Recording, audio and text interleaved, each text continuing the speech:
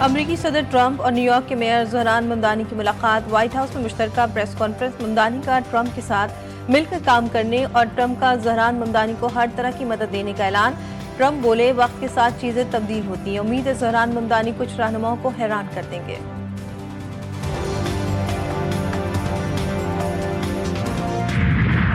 वज़ीर आला खैबर पख्तूनख्वा पर इंतजामिया और इलेक्शन कमीशन को धमकी देने का इल्ज़ाम। इलेक्शन कमीशन में समा सोहेल आफरीदी की जानिब से वकील अली बुखारी पेश हुए। इलेक्शन कमीशन ने वज़ीर आला को आज हाजिरी से इस्तिस्ना दे दिया। सोहेल आफरीदी उम्मीदवार शहरनाज उमर अयूब को नोटिस जारी।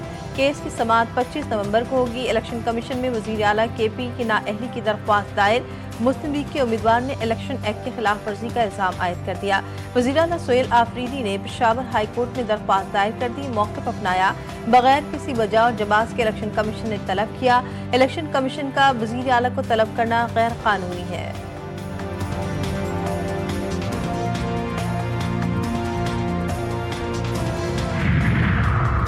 वज़ीर-ए-आज़म के मुशीर राना सनाउल्लाह को इलेक्शन कमीशन का नोटिस। आज पेश होने का हुक्म। राना सनाउल्लाह ने PP 116 में राना शहरियार की रैली में शिरकत की और खिताब किया था। इलेक्शन कमीशन ने इंतखाबी ज़ाब्ते अखलाक की खिलाफ वर्जी पर तलाल चौधरी को 24 नवंबर को तलब कर लिया। NH 96 फैसलाबाद के हल्के में नून लीगी उम्मीदवार बिलाल चौधरी को भी नोटिस जारी।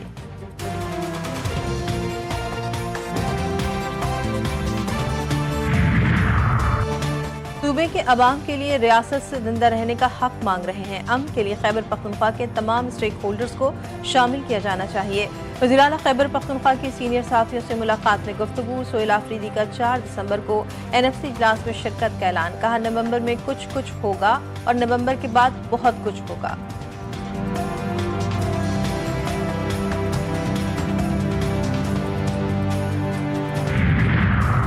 वज़ीर-ए-आज़म शहबाज शरीफ से गवर्नर खैबर पख्तूनख्वा फैसल करीम कुंडी की मुलाकात। खैबर पख्तूनख्वा से मुलाकात के उमूर पर गुफ्तगू। सियासी सूरत हाल पर भी तबादला ख्याल किया गया। अमीर मकाम और वफाकी वज़ीर राना मुबश्शिर इकबाल भी मौजूद थे। वज़ीर-ए-आज़म से वज़ीर इत्तलात सिंध शर्जील इनाम मेमन की मुलाकात। सियासी सूरत हाल और दीगर अहम उमूर पर गुफ्तगू हुई।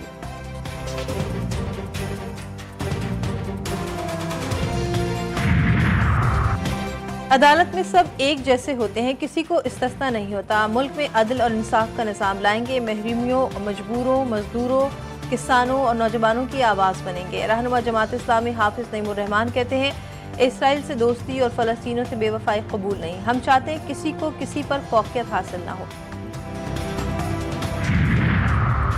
कराची पर 17 साल से कब्जा है, शहरियों को हुकूक नहीं मिल रहे। शहर कायद में लावा पक रहा है। वफाकी वज़ीर मुस्तफ़ा कमाल की GTV न्यूज़ के प्रोग्राम 7 से 8 में गुफ्तगू। कहा, 18वीं तरमीम के चैंपियन बनने वालों ने असरात नीचे नहीं पहुँचने दिए। 18वीं तरमीम को रोल बैक कर रहे हैं तो कर लें, हमें इसका कोई फ़ायदा नहीं।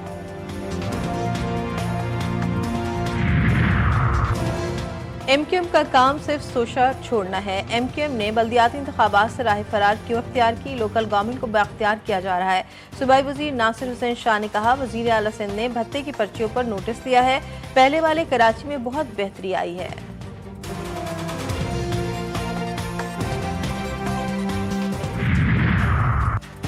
तिंतास मुआहदे को यकतरफा तौर पर मुअत्तल करना खित्ते में इस्तेहकाम के लिए हकीकी खतरा है। नायब वज़ीर आज़म वज़ीर ख़ारजा इसहाक़ डार ने इंडो पैसिफिक मिनिस्ट्रियल फोरम से खिताब में कहा कि पानी को ताउन का जरिया होना चाहिए, इसे सियासत के लिए हथियार के तौर पर इस्तेमाल ना किया जाए। दहाइयों पुराने मसले कश्मीर को हल किए बगैर जनूबी एशिया में देर पा अमन हासिल नहीं किया जा सकता।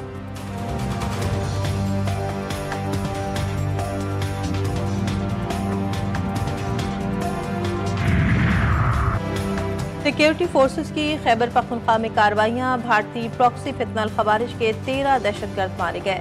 ISPR के मुताबिक लकी मरबत में फायरिंग के तबादले में 10 खवारिज हलाक। डेरा इस्माइल खान में 3 खवारिज को हलाक कर दिया गया।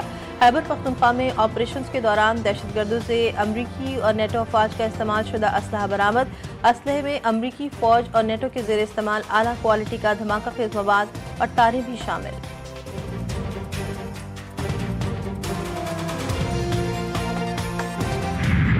फैसलाबाद में अलमनाक सानिहा केमिकल फैक्ट्री में बॉयलर फटने से 20 जिंदगियों का चिराग गुल हो गया। 15 से जायद जख्मी हो गए। वाकया मलिकपुर में सुबह सवेरे पेश आया। धमाका इतना शदीद था कि आसपास की इमारतें भी लरस गई। धमाके के बाद फैक्ट्री में आग भड़क उठी, फिर इमारत जमींदोज हो गई। मुतासरा फैक्ट्री के अतराफ के मकानात की छतें भी गिर गई। मरने वालों में मियां बीवी और 2 बच्चे शामिल हैं। फैक्ट्री मालिक कैसर चुगताई गिरफ्तार, मुकदमा दर्ज।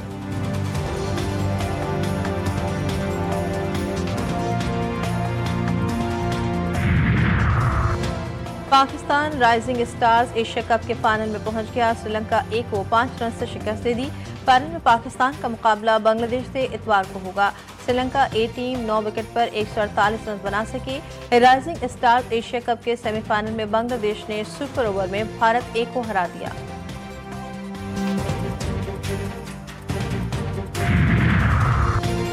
अफ्रीकी टी20 सीरीज में पाकिस्तान और श्रीलंका की टीमें आज मैदान में उतरेंगी। मैच शाम 6 बजे रावलपिंडी स्टेडियम में खेला जाएगा। सीरीज के दूसरे मैच में श्रीलंका को 67 रन से शिकस्त। 163 रन की हदफ के ताकुब में पूरी श्रीलंका की टीम 95 रन पर ढेर हो गई।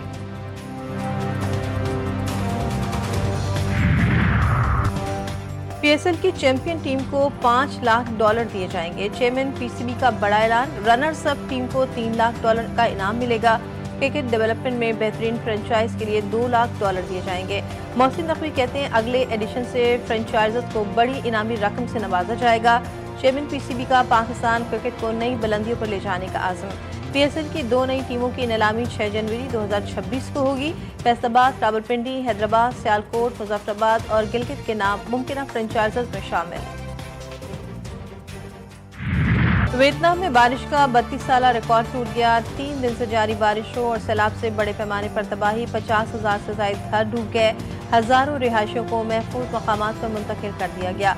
हादसात में 41 अफराद हलाक, कई लापता। 5 लाख से ज्यादा घर और कारोबारी मकामात बिजली से महरूम।